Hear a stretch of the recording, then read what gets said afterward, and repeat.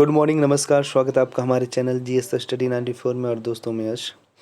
तो दोस्तों, जैसा कि आपको पता है, एडिटोरियल जो होता है उसके बारे में हम यहाँ पर स्पष्टीकरण देते हैं, एक्सप्लेनेशन करते हैं। उसके बाद यदि कोई ऐसा न्यूज़ है जो बहुत ही इसेंशियल है, बहुत ही आवश्यक है आपके लिए, तो उसके बारे में भी यहाँ पे स्पष्टीकरण दिया जाता है। तो एक ऐसा ही न्यूज़ आया है कल की डेट में, जिसका वीडियो खूब वायरल हुआ है। और भारतीय जनता पार्टी और कांग्रेस ने जिस प्रकार से आम आदमी को लेकर कटघरे में खड़ा किया है, बहुत ही बड़ा सवाल है। उन्होंने कहा कि आखिर सत्येंद्र जैन कौन है? सत्येंद्र जैन इस समय कैदी है और उसे जो वीआईपी ट्रीटमेंट दिया जा रहा है 5 स्टार होटल के समान, ये पूरी तरह से गलत है। यही है डिस्क्रिमिनेशन। ठीक है, यही है कि अन्य कैदियों को किस प्रकार से रखा जा रहा है और एक मंत्री जो है उसको जेल के अंदर कैसे रखा जा रहा है और किस प्रकार से उसका मालिश किया जा रहा है। और इस हमले के बाद जो है आम आदमी पार्टी के जो संस्थापक अरविंद केजरीवाल ने उनका बचाव किया है कि भैया ऐसा है कि उनको फिजियोथेरेपी चल रही है। फिजियोथेरेपी इसलिए चल रही क्योंकि उनके कमर में बैक पेन हुआ है। अब बताइए, जब कमर में दर्द है, फिजियोथेरेपी है, तो फिर पैर में क्यों लगाया जा रहा है? जो भी हो, आजकल की जो सरकार है एक दूसरे के ऊपर आरोप प्रत्यारोप करके अपना जो है उल्लू सीधा करने का प्रयास कर रही है और सब लोगों को पता है। अब जो सरकार है बस आपसी द्वेष भावना से संचालित हो रही है। आज मैं आपको वास्तविकता बता दूं, उत्तर प्रदेश के अंदर यदि देखिए आप लोग जो है कि यदि प्रशासक बनने आए हैं यहाँ पे तो ठीक है, या फिर आपकी सोच है एज अ ठीक है ऑफिसर या फिर जुडिशरी सेक्टर का तो ठीक है। अन्यथा आप भी कार्यकर्ता बनना चाहते हैं, किसी पार्टी के संगठन के आर्मी टाइप बनना चाहते हैं, जैसे आज भीम आर्मी, तो आप निश्चिंत ही, आपकी विचारधारा आपको कभी खतरे में लेकर जाएगी, आपके समाज को, आपके परिवार को, आपको खुद ले डूबेगी। ऐसे एक दूसरे के पीछे पिछग्गू बने हुए हज़ारों लोग हैं। कुछ अपने दम पे करिए ना, कुछ बदलाव करिए, कुछ क्रांति करिए, वो होना चाहिए। एक चीज़ आपको बता दें, क्रांति करने के लिए एक बड़ा समूह चाहिए, पर विद्रोह करने के लिए, विरोध करने के लिए एक इंसान काफ़ी है। 2000 लोग खड़े हैं, हाँ में हाँ भर रहे हैं, एक आदमी खड़ा होकर कह दिया सर नहीं, ये आप गलत बोल रहे हैं, 2 सेकंड लगेगा, उस बंदे को सारे लोग जान जाएंगे। ठीक है, तो ऐसी कुछ भावना, ऐसी कुछ विचारधारा आपके अंदर होनी चाहिए। ठीक, ये नहीं यदि आप का लगाव है या किसी छोटे से पद पे हो या आप कार्यकर्ता हो आदमी पार्टी की, तो आप उनको बचाव करें। नहीं, आप दोनों बातें स्पष्ट रखिए कि ये जो देश है वो संचालित हो रहा है संविधान से, और संविधान में कहाँ लिखा गया कि कैदियों को अलग से ट्रीटमेंट दिया जाता है, उनका पैर दबाया जाता है।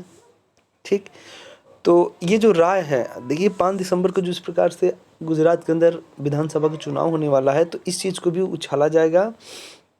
और हालांकि कटघरे में तो खड़ी है आम आदमी सरकार, पर मैं आपको वास्तविकता बता दूं, यदि जांच किया जाए ना तो हज़ारों ऐसे नेता मिलेंगे भारतीय जनता पार्टी के जो ये तो कुछ नहीं है। उनकी स्थिति देख लेंगे तो जैसे लगेगा 7 स्टार होटल में वो हैं, ठहरे हैं। पर वो चीज़ कभी लीक नहीं होगी। वही है ना, जिसका लीक हो गया वो गलत है, जिसका नहीं हुआ वो सही है। अब सोचिए, हमारे देश में लगभग मैं तो मानता हूँ 75% मैं मानता हूँ, आप लोग कितना मानिएगा कमेंट बॉक्स में जाकर ज़रूर अपना विचार रखिएगा कि हमारे देश की जो पुलिस है, जो ऑफिसर्स हैं वो करप्ट है, कितने परसेंटेज हैं। आप अपना पॉइंट ऑफ व्यू दीजिएगा, इससे पता चलेगा कि हाँ विचार और जो है आप किस समाज से हैं, प्रताड़ना वहाँ पे कितना है, उस क्षेत्र से हैं, क्या स्थिति है, ये बनेगी। तो आप लिखिएगा आप किस ज़िले के हैं और वहाँ की पुलिस जो है या ऑफिसर्स हैं बिना करप्ट, मतलब बिना करप्शन के आपका काम करते हैं, सहयोग की भावना उनके अंदर उम्दा है। तो ये सारी चीज़ें जो है बहुत बड़ी मायने रखती हैं और आपको इस प्रकार की जो है विचारधारा बनानी पड़ेगी। ठीक है, तो चलते हैं अब आगे। अब दोस्त, अब जो आगे कहा दोस्तों, खूब पर्दा है, तो सबसे पहले इसको समझिएगा। जिस प्रकार हम बात कर रहे हैं, तवलीन सिंह जी ने लिखा, बहुत अच्छा लिखती हैं, बहुत ही बोल सकते हैं खतरनाक जो एडिटर हैं और जनसत्ता के, लगभग हफ्ते में 2 बार 1 बार इनका आता रहता है कुछ ना कुछ। तो इन्होंने लिखा खूब पर्दा है। खूब पर्दा है का मतलब ये हुआ मित्रों कि इस समय भारत सरकार जो है बाली में जो एक सम्मेलन हुआ था कई देशों का, तो वहाँ उन्होंने जिस प्रकार से अपनी बातें रखी हैं प्रमुखता के साथ और बढ़ा चढ़ा के बोली हैं, फिर भी अभी बहुत सारी चीज़ें पर्दा है। उनका कहने का मतलब ये है, जिस विकास का ढिढोरा पीट रहे थे वो वैश्विक मंचों पर जाकर भारतीय अर्थव्यवस्था उभर रही है, सबसे तेज़ है, ये वो है, अभी भी खूब पर्दा है, इनका कहने का मतलब है। और जो एलिगेशन होगा आज ये अपनी बातों के माध्यम से लगाएंगी, बताएंगे, उसका स्पष्टीकरण मैं आपको बताऊंगा। तो देखिए यहाँ पे लिखा है, प्रधानमंत्री विदेश में प्रवासी भारतीयों से मिलते समय कई अहम भाषण देते हैं। ऐसा पिछले सप्ताह बाली में हुआ, जहां मोदी जी गए थे उस G20 सम्मेलन में भाग लेने, जहां इकट्ठा होते हैं विश्व के सबसे बड़े राजनेता। विश्व के बड़े मुद्दों पर चर्चा करने के लिए अपने प्रधानमंत्री ने आला राजनेताओं से भेंट करने के लिए बाद इंडोनेशिया में रहने वाली भारतीयों को संबोधित किया। तो बता दें, जो भी वैश्विक चर्चा होते हैं, वैश्विक सम्मेलन होते हैं, उनका दोस्तों अपना एक अलग नज़रिया है, एक अलग उद्देश्य होता है। आप ऐसे समझिएगा, अगर नहीं समझ पा रहे हैं, जैसे आप 5-6 एंटरप्रेन्योर मित्र हैं, मान के चलिए कोई दुकानदार है, कोई कपड़े का दुकानदार है, कोई किराने का दुकानदार है, कोई पलाई उलाई का दुकानदार है। तो ऐसे में यदि आप अपने बिजनेस, अपने व्यवसाय को आगे ले जाना चाहते हैं, तो महीने या साल में एक बार आप लोग मीटिंग करेंगे और चीज़ों पे चर्चा करेंगे। आप मार्केटिंग पॉलिसी जो है उसको डिस्कस करेंगे, ठीक, जो क्राइसिस है उसको डिस्कस करेंगे, इसमें और बदलाव कैसे आए उस पर डिस्कस करेंगे, मेला आने वाला है, कितना पैसा दिया जाए, लोगों को अट्रैक्ट किया जाए, उस पर डिस्कस करेंगे। बस वही चीज़ें हैं ये। अपने रिश्तों को बेहतर तरीके से कैसे किया जाए, जो कमियां हैं वैश्विक स्तर पर रखी जाए, जो यदि आपके मार्केट में कोई अश्लील आदमी आ गया है, कोई गंदे विचार वाला आदमी आ गया है, कोई गुंडा आ गया है, तो उसके बारे में वैश्विक मंचों पर एक्सपोज करना। तो वही सारी चीज़ें, जिस प्रकार से रसिया और यूक्रेन को लेकर अन्य देशों ने अपनी जो है निराशा जताई कि ये गलत है। ऐसे दौर में जहाँ पर हर एक देश विकास की राह में आगे बढ़ने का प्रयास कर रहा है, 2 देश ऐसे भी हैं जो अपने में एक दूसरे को नेस्तानाबूद करने में लगे हुए हैं, जो कि पूरे विश्व, पूरे जगत के लिए खतरे की घंटी है, ठीक। प्रधानमंत्री ने पूछा कि 2014 का सबसे बड़ा परिवर्तन भारत में कौन सा आया, तो जवाब मोदी मोदी मोदी मोदी की गूंज में मिला। ये जो बाली की जनता है, ये तो मैं मानता हूँ कि इस समय जो स्थिति है, यदि भारत में कोई वैश्विक नेता की ख्याति प्राप्त कर चुका है तो वो मोदी जी ही हैं। भले कोई किसी को ना जानता, पर मोदी मोदी मोदी नाम तो है। तो देखिए, अगर ये छोटी मोटी बातों को लेकर यहाँ पर क्रिटिसाइज़ किया जा रहा है, आलोचना किया जा रहा है मोदी जी का, तो इसका मतलब नहीं वो पूरी तरह से हाशिए पे रख दी हैं, गलत नहीं। इनका मतलब ये है कि उनकी कुछ योजनाएं हैं जो उनका सही से इम्प्लीमेंटेशन नहीं हुआ है, या इम्प्लीमेंटेशन हुआ है तो उसमें भी त्रुटि है, कमियां हैं उसमें। जब यहाँ पे कोई आदमी क्रिटिसाइज़ करता है तो कहने का मतलब है जो कमियां हैं उसमें आप सुधार करिए। तो इसको आप लोग समझिएगा। प्रधानमंत्री इस जवाब से खुश दिखे, लेकिन मुस्कुराकर कहा कि जवाब गलत है। सबसे बड़ा परिवर्तन मोदी के आने से नहीं आया है भारत में। सबसे बड़ा परिवर्तन आया इस बात को लेकर कि भारत की सोच अब बड़ी हो गई है, इसलिए अब बहुत बड़े पैमाने पर विकास के काम होते हैं। अगर बात हो रही है कि सोच की, तो मैं आपको बता दूं क्या सोच की बात हो रही है।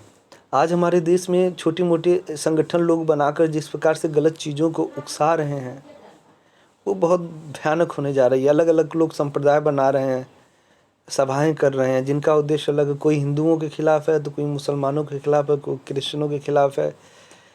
ऐसे नहीं होगा विकास। कभी कभार डर लगता है कि कहीं सिविल वार, गृह युद्ध न छिड़ जाए, कोई बचेगा नहीं। क्योंकि ये जो रिलीजन का जो युद्ध होता है ना, जो धार्मिक युद्ध होता है, बहुत खतरनाक होता है। किसी भी देश को ले डूबेगा, चाहे वो अल्पसंख्यक हो चाहे बहुसंख्यक, वो मायने नहीं रखता। तो भारत सरकार को इस पे भी सोच बड़ी रखनी पड़ेगी। सारे धर्मों का सम्मान करें, एक दूसरे को नीचा दिखाना आप लोग बंद करें। इसलिए सरदार पटेल की प्रतिमा का निर्माण तय होगा तो विश्व की सबसे बड़ी प्रतिमा बनी। गुजरात में क्रिकेट स्टेडियम बना तो दुनिया का सबसे बड़ा स्टेडियम बना। यानी असली परिवर्तन भारत में आया है, सोच विचारों में। यदि ये चीज़ है तो इसका खुला समर्थन आप लोग करिए, और सही भी है। प्रधानमंत्री ने फिर विस्तार से अपनी बात समझाई। 2014 के बाद 32 करोड़ बैंक खाते खुले हैं, 3 करोड़ लोगों को मुफ्त में घर मिले हैं।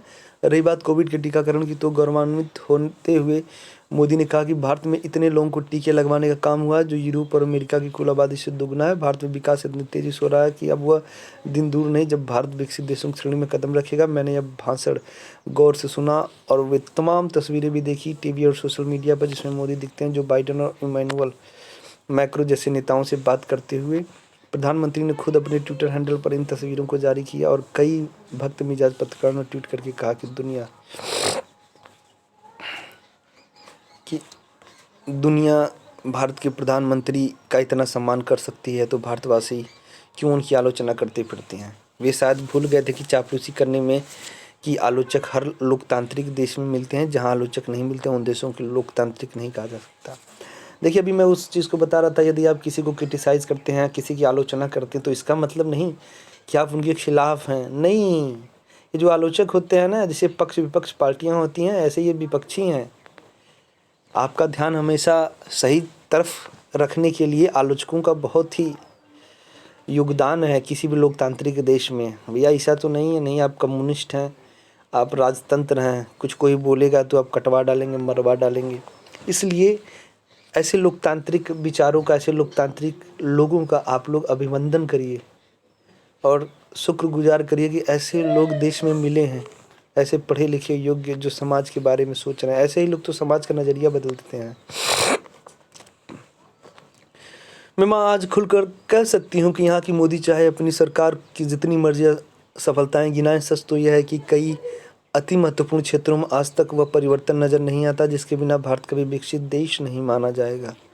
विकसित और विकसित देशों में सबसे बड़ा फ़र्क जो मैंने अपनी आंखों से देखा है वह शिक्षा और स्वास्थ्य के क्षेत्र में है। विकसित देशों में शायद ही आपको कोई व्यक्ति मिलेगा जो पढ़ना लिखना न जानता हो।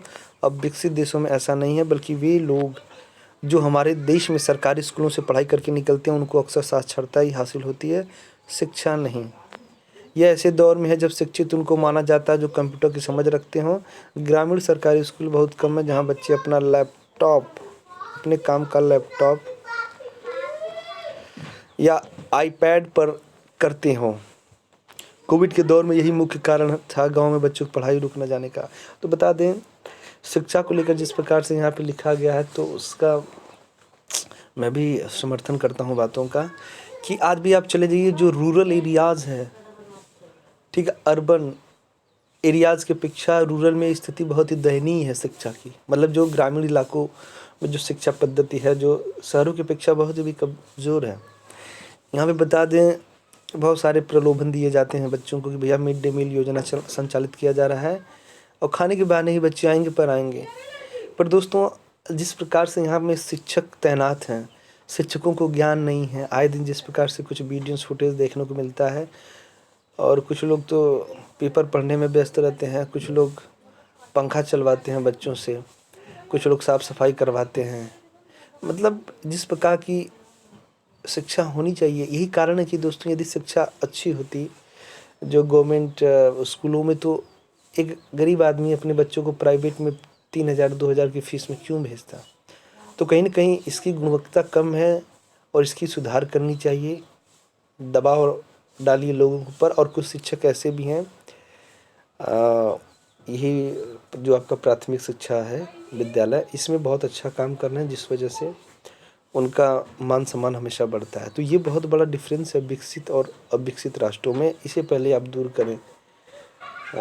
पढ़ाई लिखाई तो कर ही नहीं पा रहे, कंप्यूटर लैपटॉप कौन पढ़ाने जाए। विनम्रता से कहना चाहती हूँ कि प्रधानमंत्री जी, जब तक शिक्षा में बहुत बड़े पैमाने पर परिवर्तन नहीं आता अपने देश में, तब तक हम विकसित देश नहीं बन पाएंगे। विश्वगुरु होना तो दूर की बात है।